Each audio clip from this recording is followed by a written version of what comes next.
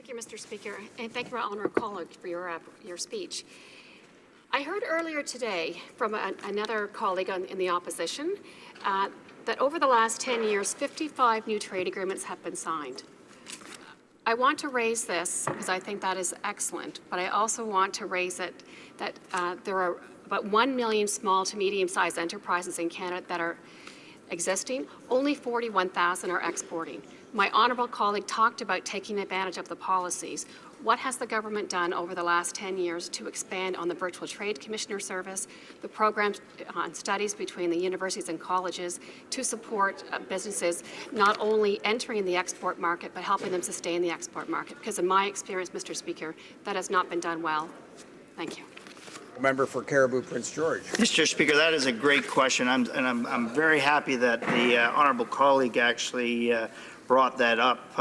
Actually, back in, I believe it was in 2014, our government actually introduced the Go Global Fund, which helped our small, medium organizations actually take advantage of working with our trade commissioners and those associations that are doing business on the worldwide stage. Actually, we invested in making sure that those companies had the tools available to them, because signing an agreement is one thing, but making our producers fully available and fully capable to take full advantage of this incredible opportunity that trade deals give, that's exactly what our government did. We set up the Go Global Fund, and it was wildly successful, and we're hoping that this government follows suit with it, because signing a trade deal is just one thing. You've got to be able to provide the capacity to our consumers and our businesses to take full advantage of this opportunity.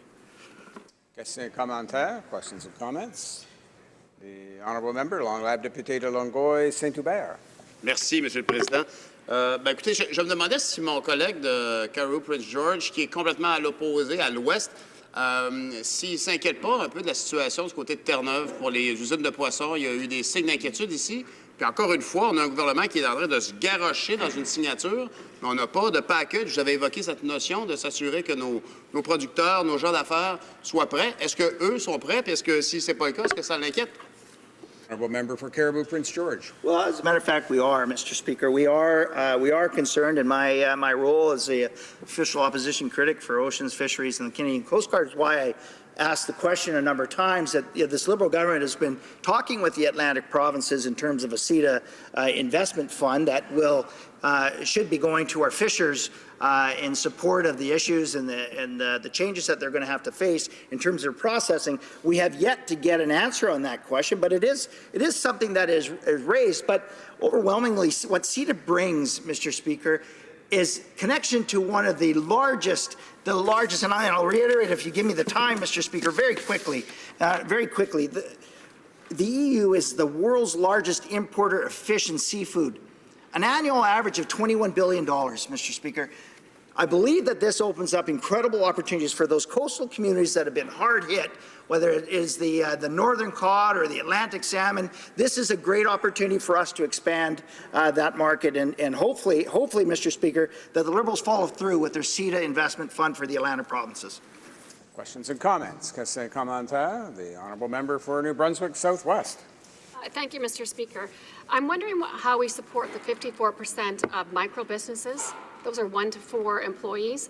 How is it they're going to be able to take advantage of these opportunities when they're too busy, managing the everyday circumstances of just making payroll? I think that's an important question. In terms of rolling out any trade agreement, certainly part of it is not only rolling out the agreement, but it's also the ongoing preparation. We've known for years through these negotiations that trade agreements were forthcoming, but I do think there is a significant amount of work to do in terms of preparation for trade training, for preparing young people to get involved in trade and succession planning for our businesses. Would my colleague agree with that? Thank you. Member for Caribou Prince George. There's great questions coming from across the way, Mr. Speaker. Mr. Speaker, I'm going to first say that I'm a small business owner as well. And as a small business owner, the onus also is on me.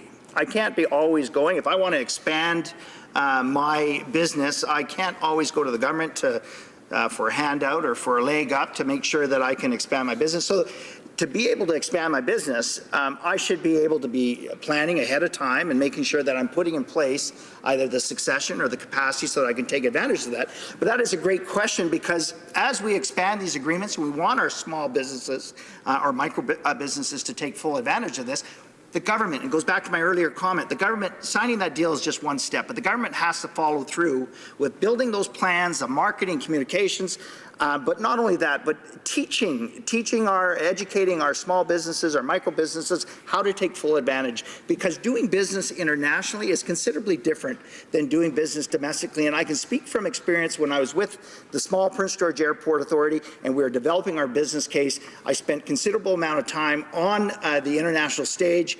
And it was a learning curve. It's something that we had to do, but we have great trade commissioners right across the world, and indeed here at home and abroad, that do phenomenal work. And Mr. Speaker, through you, I'll sit down. But great questions from our honourable colleague. Thank you.